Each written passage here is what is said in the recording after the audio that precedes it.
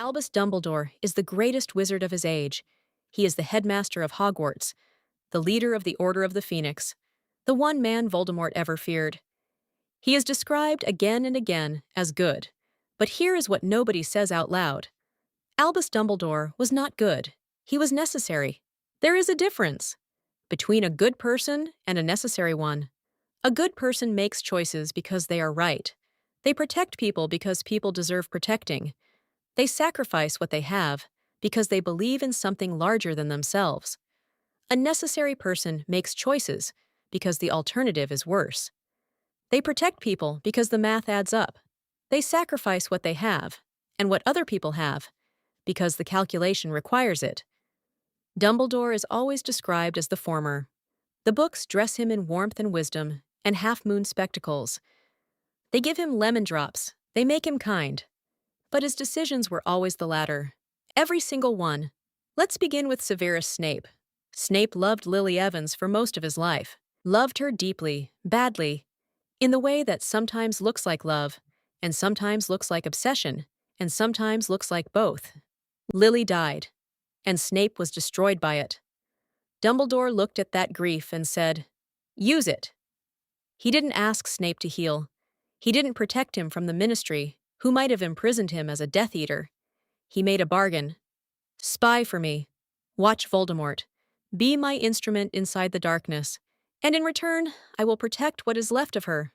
I will protect her son. Snape agreed. And for 17 years, he lived inside that agreement. He taught at Hogwarts. He was cruel and brilliant and entirely alone. He carried the name of a dead woman through every corridor, every lesson, every interaction with the boy who had her eyes. Dumbledore used Snape's love as a weapon, as leverage, as a tool. And when Snape found out that Harry had to die, that the boy he had spent 17 years protecting was always going to walk toward his death, Dumbledore didn't apologize. He said, "I have watched you, Severus, and you have done everything I asked." That is not kindness. That is a manager reviewing a completed task. Sirius Black spent 12 years in Azkaban for a crime he didn't commit. Dumbledore knew Sirius was innocent. Not because he had proof. He may not have had proof. But because he knew the people involved. He knew James Potter. He knew Sirius. He knew what the betrayal would have meant. He let it happen anyway. He didn't push for a trial. He didn't use his considerable influence to demand a review of the case. When Sirius escaped in Prisoner of Azkaban and Harry and Hermione presented proof, Dumbledore's response was not to fight for justice.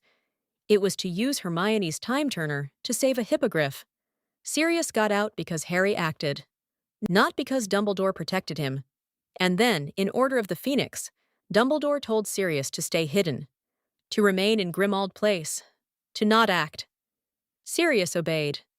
Because Sirius trusted Dumbledore, the way everyone trusted Dumbledore, the way you trust someone who carries themselves like certainty, and Sirius died because of it, running toward Harry in the Department of Mysteries, doing the one thing he had been told not to do, moving. The man who spent 12 years in a cell and 12 months in a house died because he loved someone. And Dumbledore, who had asked him to stay still, was somewhere else. But it is what Dumbledore did with Harry Potter that reveals everything. Harry was an infant when his parents died. A baby, left on a doorstep in November. Dumbledore chose the Dursleys. He knew what they were. He had met Petunia. He knew how they felt about magic, about Lily, about anything that was different from them.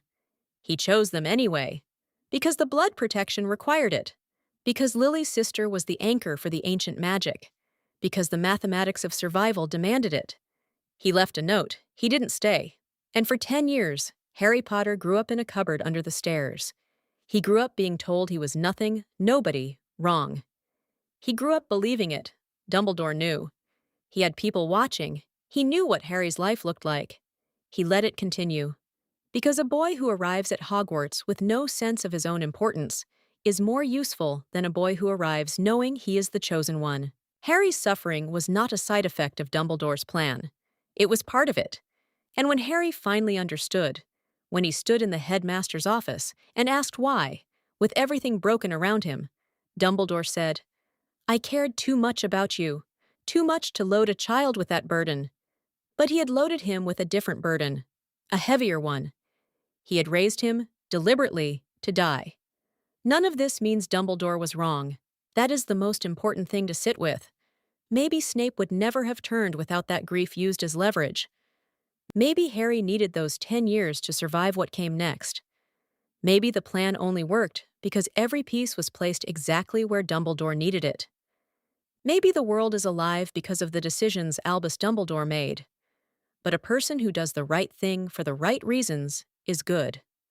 A person who does the necessary thing, who moves people like chess pieces, who lets innocents suffer because the calculation requires it, who always knows more than he says and says only what serves the plan, is something else.